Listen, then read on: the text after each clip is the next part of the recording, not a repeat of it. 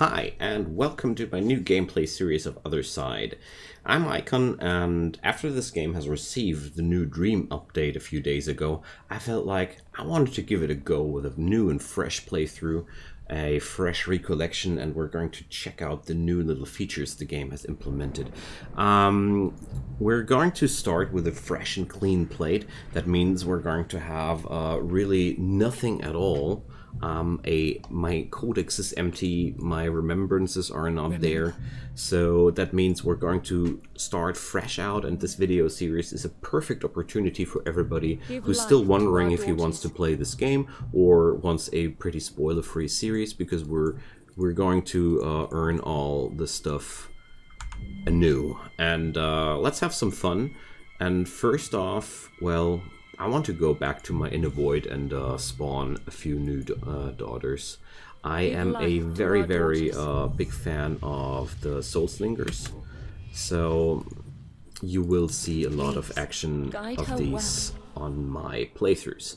So I'm not going to use my Vitae for anything else. We're going to use that later for some memories, but we're still quite a way quite some path down the road away from that. So let's go into our first hunt and let's have some fun with that. I'm going to go most of the time for with double Soul Slinger setups and another type up front, so that's one of my usual setups. Sometimes I go for balanced setups as well, but I personally like to play this one. It's fun to play for me, and I've made very good progress with it, although it has some weaknesses against heavily armored targets, which come in larger amounts, but more of that later. How many have died to appease So, the real cool part about the new patch now, and that was also the main reason why I wanted to go for a new playthrough, is they've changed a lot of tiny little things. New traits have been implemented for the daughters. I think, and yeah, the exploit with the endless turns has been fixed. If I remember it correctly, even the enemies won't be even spawning at the same spots again anymore. So the missions became more different every time you play them, which is quite good because this game is meant to be grinded. So we're going to head over there. My friend the Plague Doctor is able to move over there, so I don't want to move Charity over to this. So let's move her here, and I don't have enough range for that, but I'm going to end my turn here. I rarely force situations unless I'm absolutely sure they're going my way. So I'm going to move my people over here. So the Cursed Therapist is a ranged unit, so there's two Cursed Therapists over there. Going to set my Blade Master over here and let Felicity check. Just want to make sure that none of my daughters ends her turn in the vicinity of the white area of that guy there, because that's basically what you always want to avoid. So there we go. On this mark, the Cursed Therapist's massive shot will go off, and I want to make sure that doesn't happen.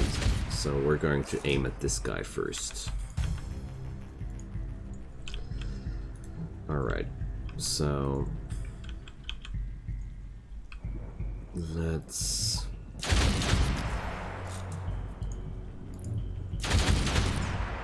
use our action points completely to attack this guy over here. So I don't quite understand why I had one turn to attack this guy over there and the rest of the turn I wasn't able to, but that's okay. I don't think I need to turn on the intercepting round here. Hope I won't be regretting that decision. But I'm pretty sure that Felicity is able to take out this guy before he gets to strike. Progress has its setbacks. There's a nice clean cut on this guy, and well, I won't be making it, so this one is up to Felicity. She doesn't have the range. So now I get over here. Done. And I even have enough range to take down the other Plague Doctor. Wonderful! What a nice first turn. So we're getting here a new Plague Doctor inside the game. Don't worry about that. I have all it takes to tackle down this guy. So, one more step. I can't end my turn here, but ooh, that was a little bit useless. So, going to end my turn here. I'm not going below 50 because if you do, you're entering burst mode, and burst mode is basically doing one thing, and that's letting you, and that is making you start your next turn at this mark instead of this mark. So that means that if you enter burst mode, your enemies get to act more often on you before you are allowed to act upon them. So that's always something you want to avoid. Okay, this bad boy went into reinforced armor, so I'm going to kite it out. That means I'm going to retreat a little bit and wait. What I'm doing here is I'm paying close attention to its range and retreat out of its range, because during this phase his armor is so severely increased. I mean, you've seen how much damage I did while he had no armor buff. So right now I'm just waiting out of his range for that skill to wear off. There we go, armor lost. Alright. Sometimes you're a little bit more lucky than I am here, and you get to act in between his actions. So in this scenario, let's check that out. It lasts 80 initiative units. Alright. So I won't be finding any moment to counteract in that. So let's do something else. Let's use the full power of the Blade Master. There we go. And now my attacks are considered backstabs, but you see, there's no use at all out of that. Alright, I'm going to launch one intercepting round, and that's going to solve that problem. So... oh, I think... no. I'm thinking wrong. No! Oh, I did it wrong.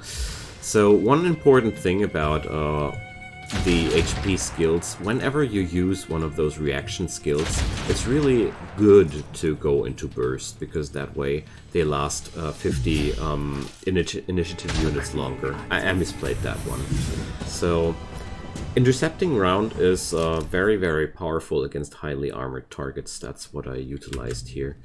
So, well, didn't play that too perfect, but good enough, I'd say. Good enough. So, we're going back to the Inner Void, and let's see. The level ups. New skills available, and my favorites are now there. The Shadow Round is one of my favorites for the Soul Slinger. I just feel like the Soul Slinger is incomplete without this skill. And I really... oh man, that's so hard. Lightning Strike, and I'm going to go for Immovable Stance. Both skills are really awesome, and let's see what traits we've developed. Leader. All adjacent allies gain this effect. That's one of the new things. That's a new aura effect. That's something we didn't have in the past. I like it. Aggressive. Damage plus 50. Alright. And I'm going to go for the Shadow Rounds. With the Shadow Rounds, there's no in-between for me. I just like that stuff too much. Okay. I'm going to create a new daughter here. And we're going to make that one a Soul Slinger too. Guide her well. Because I'm going to need 4 Soul Slingers to get my formation complete. And Now, let's end that unleash day. her on any who stand in her way. So, a new event. Feast. All enemies gain a 30% increase to their health at the cost of a minus 100 reduction of their armor. Alright, not bad. I think we can do something out of that. So, did I acquire any memories? I don't think so. I don't think we acquired any memories. No. There's only the event, and that's the rest is just monsters. Okay, that's a little bit unfortunate because that means I have nothing new to put on. So we're going to attack, and I'm going to go for this one. So, Blanche will get in her first show here, and I'm going to bring Celeste and one of the more experienced girls. Let's bring Charity. Okay, let's go. The event here is quite interesting, Careful. but won't be doing too much of a difference my here. scalpel to slip into innocent flesh. So, let's see. A wretched stench to mark a Can vile I horror. see that aura effect now somehow? So here goes the stats. Just want to know if how these auras are now.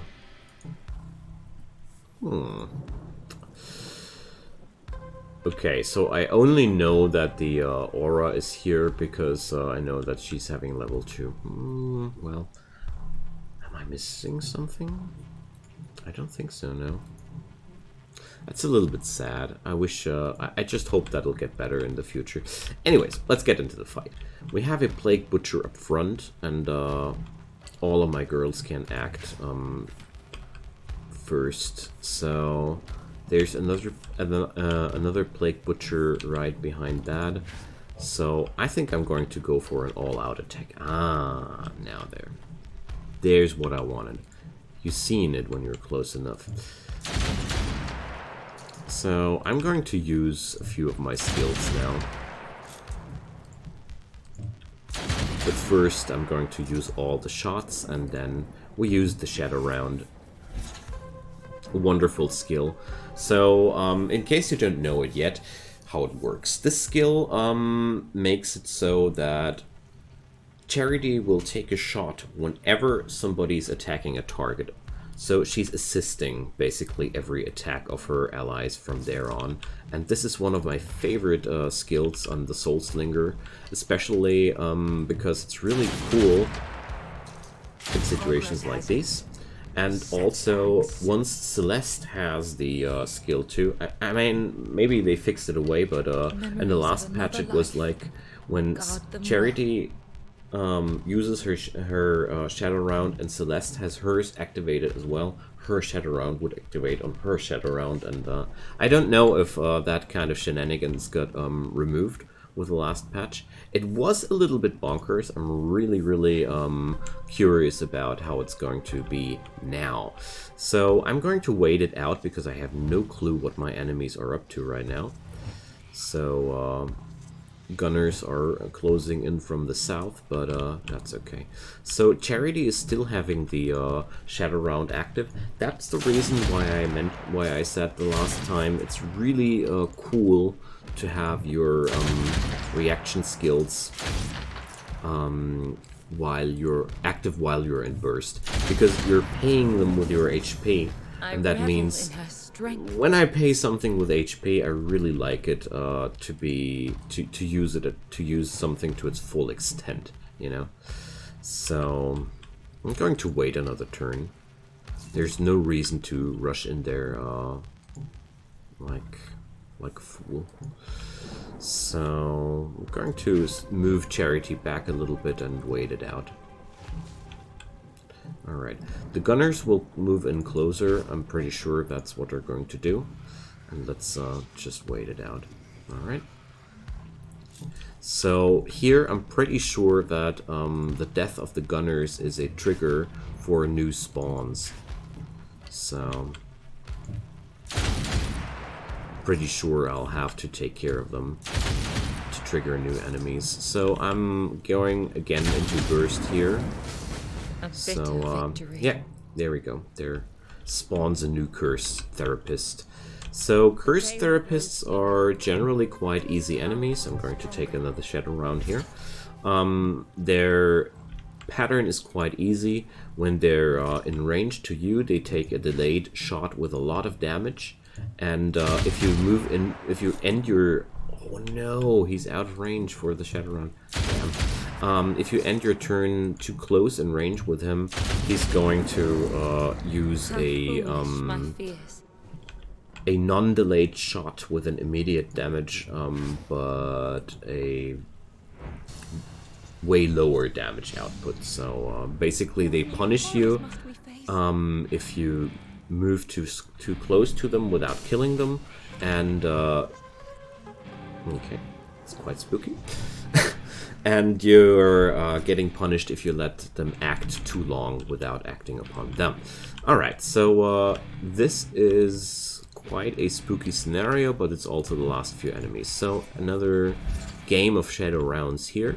Let's see. Check out that everybody that I want to kill is in range. Mouse over ring shows the range, and let's get started.